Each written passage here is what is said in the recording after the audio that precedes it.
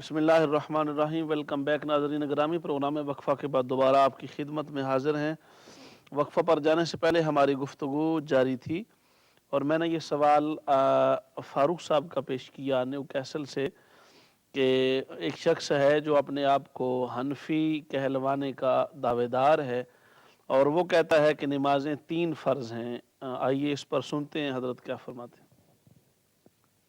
بسم اللہ الرحمن الرحیم۔ میں یہ عرض کر رہا تھا کہ یہ فکر جو ہے کسی حنفی کی بھی نہیں ہے، جس طرح کی بات وہ کہہ رہا ہے کہ انہوں نے منسوب کی ہے کہ 3 نمازوں والا، یہ چکڑالویوں کی فکر ہے۔ چکڑالوی کہتے ہیں اہل قرآن، یہ اپنے آپ کو کہلاتے ہیں، کیونکہ آج کل مبتدعین جو ہے نا، بدعتی لوگ، بد عقیدہ، وہ نئے نئے فرقوں کے نام رکھتے ہیں۔ بعض لوگ اپنے آپ کو اہل حدیث کہلاتے ہیں، اور اس کے مقابلے میں انہوں نے یہ کہا کہ اجماع امت اور قیاس کا کوئی مقام نہیں ہے، ہم صرف 2 دلیلیں مانتے ہیں، یہ اہل حدیث ہیں، قرآن اور سنت کو مانتے ہیں، اجماع امت اور قیاس کو نہیں مانتے۔ ٹھیک ہے جی۔ اہل قرآن اپنے آپ کو کہلانے والے، اصل میں یہ چکڑالوی پرانا نام ہے ان کا، عبداللہ چکڑالوی جو تھا نا، وہ اس فکر کا بانی تھا، اور بعد میں پھر یہ غلام احمد پرویز جو ہے نا، اس نے یہ بات شروع کی، اور وہ کہتے ہیں کہ چونکہ حدیث میں بھی کوئی، حدیث کو جو حجیت ہے، اتھارٹی کوئی حدیث کی بھی نہیں ہے بطور ایک قانون کے، تو اس لیے ہم صرف قرآن کو مانتے ہیں، حدیث میں بھی شک ہے صرف قرآن ہے۔ اس فکر والے لوگ جو ہے نا، وہ اس بات کے قائل ہیں کہ شاید نمازیں 3 ہیں، حالانکہ سب سے پہلے میں یہ بات عرض کرنا چاہتا ہوں کہ اہل حدیث کی فکر بھی غلط ہے۔ کیوں؟ کہ اجماع امت جو ہے اور سبیل المومنین جو ہے، اس کو قرآن مقدس نے مستقل دلیل قرار دیا ہے۔ اہل حدیث اگر مومنوں کے، مسلمانوں کے اجماع کو اور ان کے طریقے کو نہیں مانتے، تو یہ ان کی وہ غلطی ہے کہ وہ صرف اجماع امت کے منکر نہیں ہیں، وہ قرآن کے منکر ہیں۔ کیوں؟ کہ قرآن مقدس جہاں اللہ تعالیٰ کی مخالفت سے روکتا ہے، اس کے احکام کی مخالفت سے، رسول اللہ کے احکام کی مخالفت سے روکتا ہے، وہیں جو اپنے سے پہلے مومنین ہیں، ان کے راستہ کو چھوڑ کر چلنے سے بھی اور ان کے راستہ کے خلاف چلنے سے بھی قرآن مقدس روکتا ہے۔ تو جب قرآن پاک روکتا ہے تو پھر اس کو یہ سمجھنا جی کہ یہ جو ہے نا کوئی تیسری اتھارٹی بنا رہے ہیں، تیسری اتھارٹی نہیں، وہ قرآن ہی ان کو حجیت ان کی اور ان کا دلیل ہونا بیان کر رہا ہے، جیسا کہ قرآن مقدس میں 5ویں پارہ کے اندر وَمَن يُشَاقِقِ الرَّسُولَ مِن بَعْدِ مَا تَبَيَّنَ لَهُ الْهُدَىٰ وَيَتَّبِعْ غَيْرَ سَبِيلِ الْمُؤْمِنِينَ نُوَلِّهِ مَا تَوَلَّىٰ وَنُصْلِهِ جَهَنَّمَ۔ اس کے اندر قرآن پاک یہ بتا رہا ہے کہ جو اللہ کی مخالفت کریں، اس کے رسول کی مخالفت کریں اور چلیں مومنوں کا راستہ چھوڑ کر، تو اس کا مطلب کیا ہے کہ جو آپ سے پہلے مومنین گزر چکے ہیں، ان کا راستہ اور ان کا طریقہ وہ بھی مستقل دلیل ہے۔ یوں تو نہیں نا کہ آپ پر کوئی مضمون براہ راست اتر گیا ہے آسمان سے، آپ سے پہلے جتنے 1400 سال میں مسلمان آئے ہیں وہ سارے غلط ہو گئے ہیں۔ یہ حجیت ہے جو قرآن عطا فرما رہا ہے گزرے ہوئے مومنین کے لیے۔ اس لیے یہ کہہ دینا جی کہ ہم تو صرف اللہ رسول کا سیدھا حکم آپ کے پاس آ گیا، 14 صدیوں کے بعد آپ کو وہ مفہوم آپ پر اتر گیا، اور 14 صدیوں پہلے جتنے مسلمان ہم سے گزر چکے ہیں سارے گمراہ ہو گئے، معاذ اللہ۔ یہ ان کا طریقہ غلط تھا، یہ اہل حدیث کی کج فہمی ہے اور ان کی یہ ضد ہے خام خواہ، ورنہ نبی پاک علیہ السلام کی امت وسط ہے، اس کو یہ سند حاصل ہے کہ لا تجتمع امتی علی الضلالہ، میری امت کبھی گمراہی پر جمع نہیں ہو سکتی، اور امت وسط ہونے کی وجہ سے وہ اس کی شہادت قبول ہے، اور امت وسط ہونے کی وجہ سے وہ خیر امت ہے، اور اس کی اجماعی طور پر امت کو جو ہے وہ قطعیت بھی حاصل ہے، حجیت بھی حاصل ہے، اور بحیثیت مجموعی یہ امت معصوم بھی ہے۔ کیوں کہ امت کا اس بات کی حفاظت کی گئی ہے کہ پوری امت کبھی گمراہی پر جمع نہیں ہو سکتی، یہ حدیث صحیحہ میں موجود ہے۔ سبحان جی ہاں، اس لیے انہوں نے بھی غلط کیا۔ آپ کال لے جی لیں پھر میں بات کرتا ہوں۔ جی، ہمارے ساتھ یاسین صاحب ہے اولڈم سے۔ السلام علیکم یاسین صاحب۔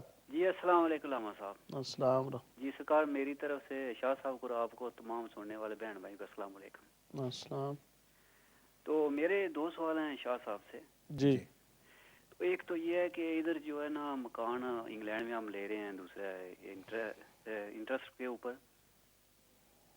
تو اس کے بارے میں تھوڑی وضاحت کر دی، جو ہے نا سود کے اوپر جو مکان ہے ادھر، وہ کیا جائز ہے یا ناجائز ہے؟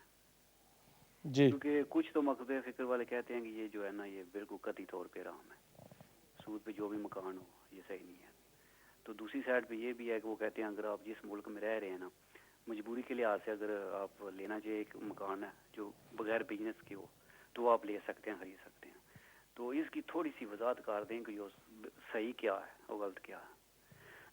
تو دوسرا میرا ایک سوال ہے کہ ہمارے ایک دوست ہیں، وہ کہتے ہیں حضرت اماں عائشہ صدیقہ رضی اللہ تعالیٰ نے جو ہے نا انہوں نے یزید کے ہاتھ میں بیعت کی ہے، تو اس کی تھوڑی سی وضاحت کر دیں پلیز، کیا اس کا جو بیک گراؤنڈ ہے۔ ہیلو جی جی ٹھیک ہے، جی ٹھیک، شکریہ، کرتے ہیں جی۔ جزاکم اللہ۔ جی حضرت۔ دوسری بات یہ ہے کہ اب یہ دیکھیں اس کے رد عمل میں یہ گروہ پیدا ہو گیا، یعنی ایک تو اہل حدیث کہلانے والے ہیں جنہوں نے کہ اجماع امت کا بھی انکار کیا جی اور قیاس مجتہدین کا بھی انکار کیا، حالانکہ ان کا جو نظریہ ہے وہ قابل عمل نہیں ہے، ٹھیک نان پریکٹیکل، ٹھیک، بالکل اس کی پریکٹس ہو ہی نہیں سکتی۔ اگر ان کو کہیں قانون بنانا پڑے نا جی کسی ملک میں، یا تو یہ ہے کہ مسجدوں میں بیٹھے رہیں، جی ٹھیک ہے، اور معاشرے سے، تمدن سے، سوسائٹی سے الگ تھلگ رہیں۔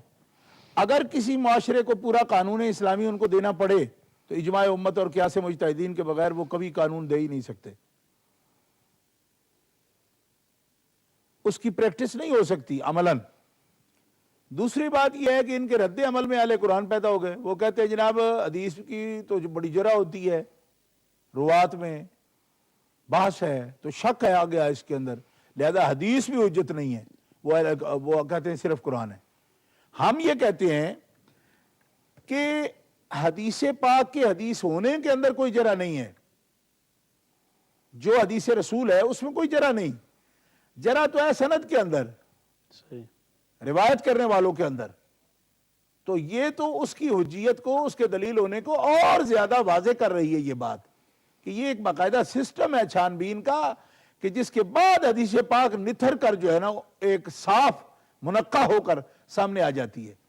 اس سسٹم کو اس کے ریجیکٹ کرنے کے لیے لوگوں نے دلیل بنا لیا، حالانکہ یہ تو اس کے قابل عمل ہونے کی دلیل ہے کہ یوں ہی آنکھیں بند کر کے حدیث کو حدیث نہیں مان لیا گیا، بلکہ قواعد و ضوابط کے مطابق ایک حدیث پر پوری جرح ہوتی ہے، حدیث پر نہیں ہو رہی، اس کی سند پر ہو رہی ہے۔ صحیح، جب سند درست ہو جائے گی تو وہ حدیث قابل عمل ہوگی، اس کا جو درجہ ہے اس کا تعین ہو گیا ہے۔ صحیح، جی یہ الٹی منطق ہے کہ جو چیز کسی چیز کے اعلیٰ ہونے کی دلیل تھی کہ اس پہ پوری چھان بین ہوتی ہے، تفتیش ہوتی ہے، اس کی پوری انکوائری ہو رہی ہے، وہ تو اس کے اعلیٰ ہونے کی دلیل ہے، چاہے جائے کہ اس کو جناب جرح کو اس کی دلیل بنا لیا گیا، جب جرح ہوتی ہے تو وہ چیز قابل عمل ہی نہیں ہے۔ ٹھیک ہے جی۔ جی اب دوسری بات یہ ہم کرتے ہیں کہ قرآن مقدس جو ہے، قرآن پاک، یہ کیا اہل قرآن جو لوگ اپنا دعویٰ کرتے ہیں، کیا ان کے گھروں میں قرآن ان کے سینے پر اترا ہے؟ قرآن آیا کہاں سے؟ جن ہاتھوں سے حدیث ہم تک پہنچی ہے انہی ہاتھوں سے قرآن ہم تک پہنچا ہے۔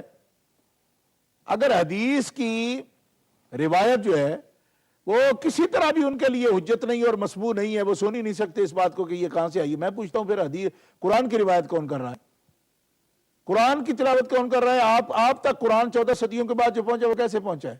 جو حدیث پہنچانے کا ذریعہ ہے وہی قرآن پہنچانے کا بھی ذریعہ ہے۔ بلکہ میں تو یہاں تک کہنے کو تیار ہوں کہ قرآن پاک کی جو حجیت ہے وہ بھی حدیث سے ثابت ہے۔ کیوں؟ اس لیے کہ اسی دہن مبارک سے اور فم مبارک سے تو قرآن کی تلاوت ہوئی ہے جس سے حدیث کی تلاوت ہوئی ہے۔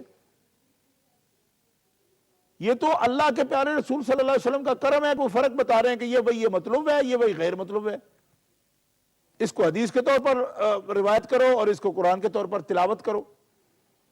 اس لیے یہ بات قطعاً غلط ہے کہ قرآن پاک کو وہ حجت مانتے۔ میں کہتا ہوں قرآن پاک کی حجیت کی دلیل کیا ہے آپ کے پاس؟ قرآن پاک کی حجیت کی دلیل بھی حدیث ہے حدیث۔ کہ رسول خدا صلی اللہ علیہ وسلم کے قول مبارک سے ہی تو قرآن ثابت ہے۔ اس لیے ایسے لفظ بولنا قطعاً جائز نہیں، اور اہل اسلام کو میں یہ بات کہنا چاہتا ہوں کہ یہ خام خواہ کی ایک گمراہی ہے جو یہ لوگ جو ہے نا وہ ایک میٹھا زہر جو ہے نا آپ کو پیش کر رہے ہیں، جس کے اوپر وہ چپکا کر کے شوگر کوٹڈ چیز جو ہے پوائزن وہ اتار رہے ہیں لوگوں کے ذہنوں میں، ورنہ اس کی کوئی حقیقت نہیں ہے کہ قرآن مقدس کی حجیت حدیث سے ہے۔ حدیث کی حجیت قرآن سے ہے، ما آتاکم الرسول فخذوہ وما نہاکم عنہ فانتہوا. اور تقریباً اس وقت میرے سامنے کوئی 16 سے لے کر 20 مقامات ایسے ہیں کہ جس میں باقاعدہ طور پر قرآن مقدس میں اللہ حکم الحاکمین جل وعلا نے نبی کریم علیہ السلام کے ان اقوال مبارکہ کی حجیت کو وحی کے طور پر پیش کیا ہے کہ میرے رسول جو کچھ بھی فرماتے ہیں وہ تمہیں بالکل اسی طرح قبول کرنا ہے. کیوں کہ میرے رسول کو یہ اختیار حاصل ہے کہ اس کے قول مبارک کو بطور قانون تسلیم کیا جائے. اس کی مثالیں قرآن میں موجود ہیں. سبحان جی اچھا ہمارے ساتھ کالر ہیں. جی آپ لے لیں. عمر شاہ صاحب ہیں لیوٹن سے. السلام علیکم. وعلیکم السلام. صابر صاحب کیا حال ہے؟ ٹھیک ہے جی الحمدللہ. قبلہ شاہ صاحب اور آپ کو مبارکباد پیش کرنا چاہتا ہوں. ماشاءاللہ بہت اچھا پروگرام پیش کر رہے ہیں اور آپ دونوں حضرات فخر ہیں اہل سنت و جماعت کے. اور قبلہ شاہ صاحب سے ایک سوال کرنا تھا. ایک چینل پہ میں نے دیکھا ہے وہ فرما رہے تھے کہ 80% جو ہے وہ جو ہے نا سنی وہ خارجی ہیں، بس 20% ٹھیک ہے. تو اس بارے میں قبلہ شاہ صاحب ذرا روشنی ڈالیں، کیا وہی 20% ٹھیک ہے باقی سب خارجی ہیں؟ 20% کیا ہے؟ 20% ان کا کہنے کا مطلب ہے کہ 80% جو اہل سنت والجماعت ہیں وہ خارجی لوگ ہیں، اور جو 20% ہے وہی ٹھیک ہے. وہ جو ان کا ظاہری بات ہے ان کے اپنے فالوور ہوں گے نا جو وہ جن کے بارے میں بات کر رہے ہیں. اچھا 20. ٹھیک ہے ابھی جواب دیتے ہیں. جی ٹھیک ہے. اور کوئی سوال؟ بس بہت مہربانی جی. جی شکریہ. شکریہ.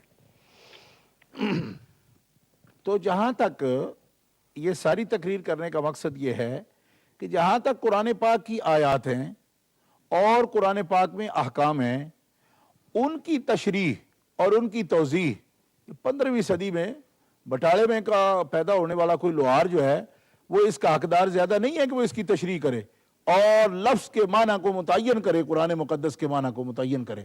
جی یہ کوئی بٹالہ تھریشر قسم کی چیز نہیں ہے، یا یہ کوئی ایگریکلچر کے یہ اوزار نہیں ہے کہ وہ آپ نے تیسی کنڈی لے کر آگے آ جائیں جی معنی ہم متعین کریں گے. معنی قرآن مقدس کا معنی متعین کرنے کا سب سے بڑا اختیار اس رسول کو ہے جس پر قرآن اتارا گیا ہے. سبحان اللہ. اور اس بات کو اور تو اور رہ گئے، مرزا غلام احمد قادیانی تک کا مارا ہوا بندہ جو ہے وہ بھی اس امر کو تسلیم کرتا ہے کہ لغت سے بھی زیادہ اتھارٹی رسول کی ہے. سبحان. کبھی لغوی دلالت و برکات الدعا اس کی کتاب اٹھا کے دیکھیں، اس میں اس نے لکھا ہوا ہے کہ قرآن مقدس کی تشریح کا لغت کو بھی اتنا حق نہیں جتنا رسول اللہ کو ہے. رسول اللہ جو معنی متعین کرتے وہاں لغوی دلالت جو ہے وہ بھی کام نہیں کر سکتی. یعنی گیا گزرا بندہ ہے وہ، جی جی جی. اس نے بھی اس بات کو تسلیم کیا ہے. جی تو یہ بٹالے کا ویٹ تھریشر بنانے والا جو ہے وہ اس مسئلے میں یہ الجھا ہوا ہے جی نہیں جی وہ لغات قرآن اٹھا کے دیکھو. لغات بھی دیکھو تو لغت میں رسول گرامی صلی اللہ علیہ وسلم سے بڑھ کر کس کی لغت فصیح ہے؟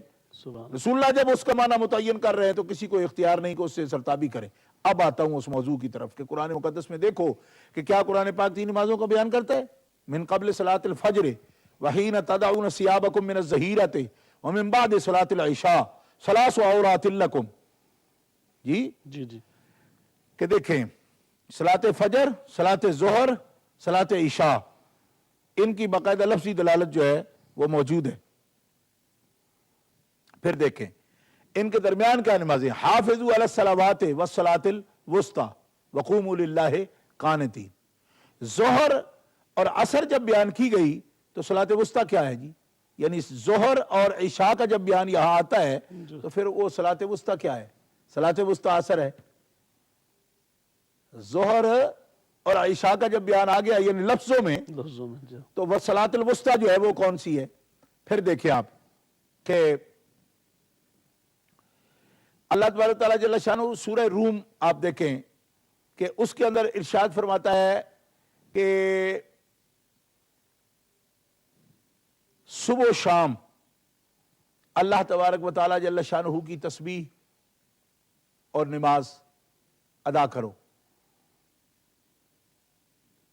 اللہ یتوفی الانفس حین موتہا ویوم تقوم الساعۃ یومئذ فاما الذین آمنوا وعملوا الصالحات فهم فی روضۃ یحبرون واما الذین کفروا وکذبوا بآیاتنا ولقاء الآخرۃ فاولئک فی العذاب محضرون فسبحان اللہ حین تمسون وحین تصبحون وَلَهُ الْحَمْدُ فِي السَّمَاوَاتِ وَالْأَرْضِ وَعَشِيًّا وَحِينَ تُظْهِرُونَ يُخْرِجُ الْحَيَّ مِنَ الْمَيِّتِ وَيُخْرِجُ الْمَيِّتَ مِنَ الْحَيِّ وَيُحْيِي الْأَرْضَ بَعْدَ مَوْتِهَا وَكَذَلِكَ تُخْرَجُونَ.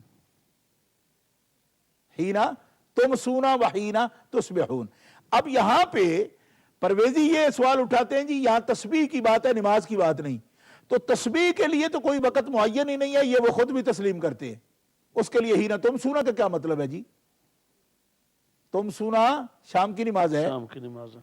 अब जोहर का लफ्ज भी आ गया, फजर का लफ्ज भी आ गया, शाम का लफ्ज भी आ गया, सलात वुस्ता में असर का भी आ गया, इशा का लफ्ज भी आ गया। तो ये पांचों लफ्ज जो है ये तो कुरान मुकद्दस में मौजूद हैं। एक बात सिर्फ इसमें ये करते हैं कि ये तुम सूना के साथ तो युसब्बिहूना का मतलब है, युसल्लून का नहीं है। हम ये कहते हैं कि तस्बीह के लिए तो कोई वक़्त ही नहीं है। या आप ये कहें कि जिस तरह नमाज के लिए वक़्त है, इन्ना सलाता कानत अलल मोमिनीना किताबन मौकूता, तो ये कोई आयत निकालो भाई इन्ना तस्बीहा कानत अलल मोमिनीना किताबन मौकूता, कि तस्बीह भी फर्ज है वक्तों के साथ। तस्बीह का तो वक़्त ही कोई नहीं। जब तुस्बिहून और तुमसून के साथ तस्बीह को मुक़य्यद कर दिया गया तो इसका मतलब ये है कि वो सलात है, क्योंकि सलात मुक़य्यद है, सलात मुक़य्यद है वक़्त के साथ। तो जो वक़्त के साथ तस्बीह को बयान किया जा रहा है तो नमाज में तस्बीह तो मौजूद है। इस वजह से ये दलालत है। और ये दलालत हमने कहां से ली? हमने उससे ली कि जिसका बयान करना लुगत से भी मुकद्दम है, अकदम है, और वो कौन है? जनाब मोहम्मद रसूलुल्लाह सल्लल्लाहु अलैहि वसल्लम।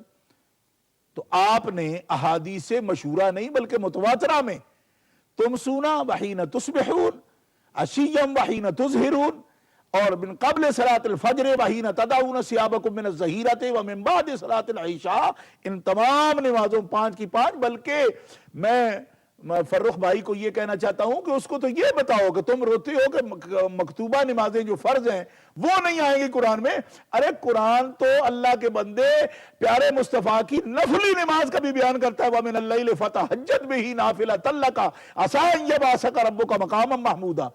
तो जो खुदा अपने महबूब की नफली नमाजों का निस्फ रात की नमाज का भी बयान कर, कुमिल लैला इल्ला कलीलन निस्फा अविन कुस्मिन हो कलीला, क़यामुल लैल का भी जिक्र करे, सलात तहज्जुद का भी जिक्र करे, ये किस तरह मुमकिन है कि वो उनके पर जो नमाजें फर्ज हुई हैं उनका बयान ना करे? अगर मन हरामी हो तो फिर बहाने बहुत होते हैं जी, वरना दलालतें सारी कुरान के अंदर मौजूद हैं। हमारे साथ यूसुफ चांद साहब हैं ब्लैक बन से। अस्सलाम वालेकुम चांद साहब। अस्सलाम व रहमतुल्लाहि व बरकातुहू। जी चांद साहब, बहुत अच्छा प्रोग्राम जा रहा है। हजरत ने बहुत अच्छी वजाहत से जो हुजूर सल्लल्लाहु अलैहि वसल्लम के फजला के बारे में बताया, बहुत दिल खुश हुआ। अच्छा, मेरे 2 सवाल है, अगर आपके पास टाइम हो तो थोड़ा इस पे बयान कर देना जी।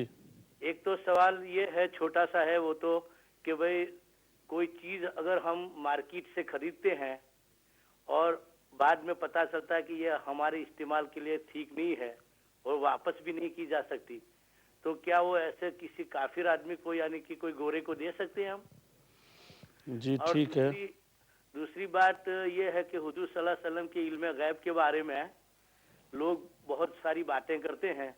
तो मैंने तो हमारे पीर साहब से सुना था कि कुरान मजीद पूरा ही इल्म गैब है, क्योंकि हुजूर सल्लल्लाहु अलैहि वसल्लम के सिवा किसी और को पता ही नहीं था कि ये क्या, जिब्राइल कब आते हैं कब जाते हैं।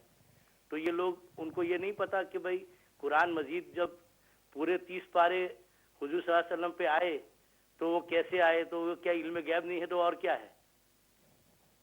तो उसके बारे में हजरत कुछ आप जवाब दें तो लोगों को कुछ पता चले। और हजरत और सब उम्मा चैनल वालों को भी मेरा सलाम। बहुत शुक्रिया तशरीफ़ फरमा होने का चांद साहब। जी मोहतरम नाज़रीन, आपने बड़ी प्यारी वज़ाहत तफसील के साथ ये सवाल का जवाब आपने समात फरमाया।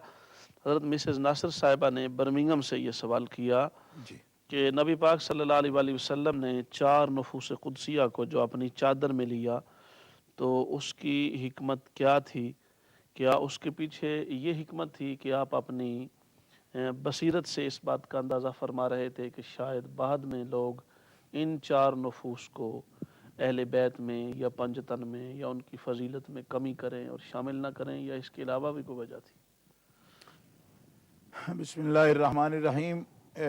मिसेज़ नासिर बहन ने जो सवाल किया है वो उसकी वजह जो है वो बिल्कुल ख़ुद ही ज़ाहिर है, क्योंकि जिस हदीस में सरकार दो आलम अलैहिस्सलातु वस्सलाम ने ये फरमाया कि हर नबी की जो नस्ल है اللہ حکم الحاکمین جل وعلا نے اسی کی سلب سے اس کو کا سلسلہ نسل کا جو ہے قائم رکھا ہے. جی اور میری اولاد کا جو سلسلہ ہے وہ علی کی سلب سے نسل میری قائم ہوگی. جس حدیث میں یہ آیا اسی میں اسی حکمت اس کی سمجھ آ گئی نا. تو اب جب نبی کریم علیہ الصلوۃ والسلام کی نسل کا تعلق ہے حضرت مولا علی شیر خدا کی اولاد سے اور حضرت سیدہ فاطمہ الزہرا رضی اللہ تعالیٰ عنہ کی اولاد سے، تو نبی کریم علیہ الصلوۃ والسلام نے اسی کے لیے اہتمام بھی فرمایا اور ان کی امتیازی شان بھی ظاہر فرما دی. اس کے اندر جو ان کی شان ہے امتیازی، اس کا نہ کوئی انکار کر سکتا ہے اور اس کا انکار سے نہ کوئی اپنا ایمان سلامت رکھ سکتا ہے. اس کی وجہ یہ ہے کہ جو حب ہے پنج تن پاک کی، جناب حسنین کریمین کی اور حضرت سیدہ خاتون جنت کی، وہ دین کے لیے لازم ہے.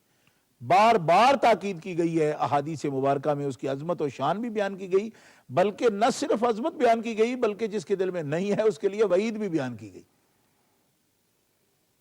اس لیے اس امتیاز کو نبی کریم علیہ الصلوۃ والسلام نے جس وقت ظاہر فرمایا تو سب سے اعلیٰ طریقہ، ہم نے وہ پنج تن پاک والے پروگرام میں بھی اس کو واضح کیا تھا کہ سب سے اعلیٰ اس کے جو مقامات ہیں ظاہر فرمانے کے وہ دو ہیں.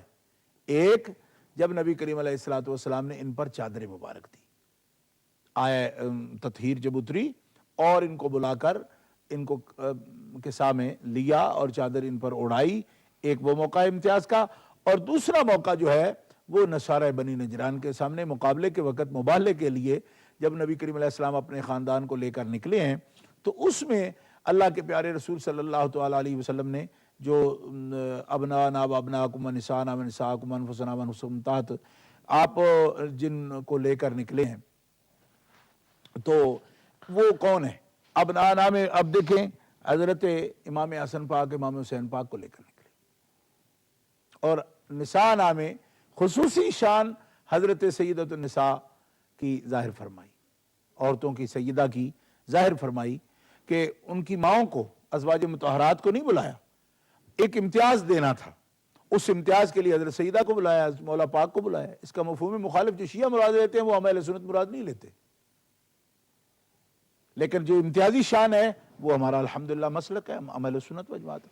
اور لطف کی اس میں بات یہ ہے کہ دیکھیں اللہ نے قرآن میں، اللہ رب العزت جل وعلا نے یہ بھی فرمایا کہ ما کان محمد ابا احد من رجالکم، محمد رسول اللہ تمہارے مردوں میں سے کسی کے باپ نہیں ہے. بعض لوگ یہ بھی کہتے ہیں کہ قرآن میں جب یہ ہے تو پھر ابنانا کے تحت تو امام حسن حسین پاک کو نہیں لا سکتے کیونکہ وہ تو مردوں میں کسی کے باپ نہیں ہے. جی اس کے مفسرین کرام نے دو حکمتیں بیان کی. وہ فرماتے ہیں ایک تو یہ بات ہے کہ جس وقت سرکار دو عالم علیہ الصلوۃ والسلام ان دونوں بیٹوں کو ساتھ لے کر آئے ہیں اور بیٹا فرمایا ہے اور بیٹوں کا مصداق ان کو ٹھہرایا ہے، اس وقت یہ دونوں مرد نہیں تھے. ابھی مرد کہتے ہیں بالغ مرد کو، یہ بچے تھے. لیکن دوسری بات جو ہے مفسرین کرام لکھی وہ بڑے نفیس ہے. وہ فرماتے ہیں کہ یہاں یہ نہیں فرمایا گیا کہ اپنے مردوں میں سے بھی کسی کے باپ نہیں ہے، فرمایا تمہارے مردوں میں سے کسی کے باپ نہیں، کیونکہ آیت تو اتری ہے اس وقت جب حضرت زید اپنی بیوی حضرت زینب کو طلاق دے رہے ہیں.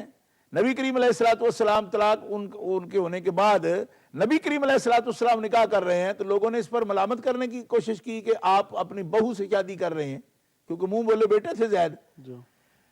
تو اللہ تبارک و تعالیٰ جل شانہ نے اس پر یہ آیت کریمہ نازل ہوئی ہے اور فرمایا گیا جو تمہارے مرد ہیں نا، یعنی تم لوگوں میں سے جو مرد ہیں ان میں سے رسول اللہ کسی کے باپ نہیں ہیں، کیونکہ رجال کیا فرمایا ابا احد من رجالکم، تمہارے مردوں میں سے. اپنے مرد جو ہیں ان کے باپ تو ہو سکتے ہیں. اس تفسیر کو بھی مفسرین کرام نے بیان فرمایا ہے. اس لیے ہی نبی کریم علیہ السلام نے ہما ابنائی کا قول فرمایا. اگر اس کا صحیح مصداق یہ ہوتا کہ کسی پر لفظ بولا ہی نہیں جا سکتا ابن رسول کا، تو اس وقت حضور ابنائی کیوں فرماتے؟ حضور کے سامنے تو یہ آیت کی تفسیر موجود تھی. اس لیے معلوم ہوا کہ جناب حسنین کریمین کو آپ نے یہ خصوصی مقام بخشا ہے، اور نساء نام حضرت سیدہ خاتون جنت خصوصی مقام بخشا ہے، اور انفسنا کے تحت مولا علی شیر خدا کو خصوصی مقام آپ نے بخشا ہے. اور اس پر مومنین کا ایمان ہے اور ہمارے سینے اہل بیت اطہار کی محبت سے منور ہیں. یہ امتیازی شان وہ ہماری بہن نے جو پوچھا تھا کہ اس لیے دی ہے کہ بعد میں کوئی اس کا انکار نہ کرے. ہاں یہ بات موجود ہے کہ بیٹی جب جس کے گھر بھیجی جاتی ہے وہ اسی کے اہل بیت کہلاتی ہے. تو رسول اللہ صلی اللہ علیہ وسلم نے اس امکان کو رد کیا کہ کل کو کوئی یہ نہ سمجھے کہ یہ تو صرف آل علی ہیں، آل رسول نہیں ہیں. کیوں؟ اس لیے کہ جب حضرت عیسیٰ علیہ السلام جو ہے وہ ذریت ابراہیم میں شمار کیے گئے قرآن مقدس کے اندر، کس وجہ سے کہ وہ ان کی والدہ جو ہے وہ ان کی ذریت اور اولاد سے ہیں، آل عمران سے ہیں، تو وہ ذریت ابراہیم کہلائے ہیں. اسی طرح جب حضرت خاتون جنت جو ہیں وہ انہوں نے یہ بھی پوچھا ہے نا کہ باپ سے چلتی ہے تو کس طرح آیا، تو یہ کہہ رہا ہوں کہ جب حضرت مریم علیہ السلام کے جو بیٹے ہیں ان کو ذریت ابراہیم میں شمار کیا گیا ماں کی وجہ سے، تو جناب حسنین کریمین کو بھی سید الانبیاء کی نسبت اس لیے ملی ہے کہ ان کی والدہ کریمہ جو ہے وہ ذریت ہے جناب محمد رسول اللہ کی، اور اس نسبت سے یہ نواسے ہیں جن کو نبی پاک نے صحیح احادیث میں ابنائی فرمایا ہے کہ یہ فاطمہ میری بیٹی کے بیٹے جو ہیں وہ میرے بیٹے ہیں. جزاکم اللہ، بہت شکریہ.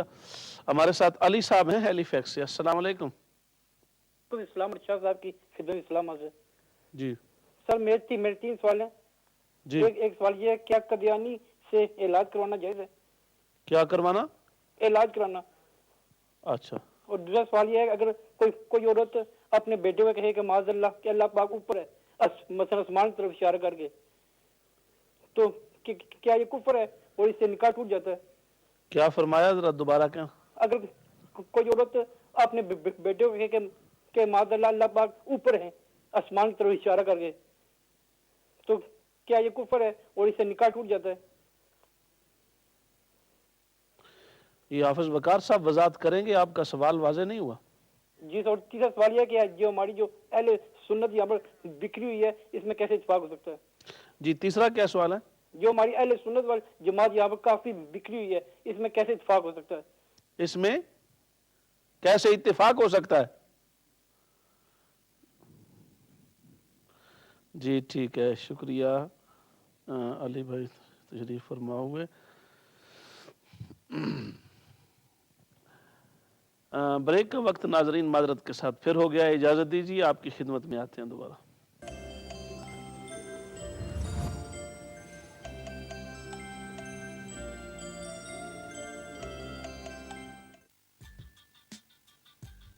Call to claim. Had an accident that wasn't your fault? Accidents at work, slip or trips? Car accident or other personal injuries? No win, no fee, 100% compensation. We have a panel of expert solicitors. Call or visit one of our branches at Dewsbury, Preston, Leicester, Wigan or Liverpool. Call 0800 917 9039. Arndale Solicitors, we deal with immigration, commercial and civil litigation, company and family law, landlord and tenant dispute. Call us now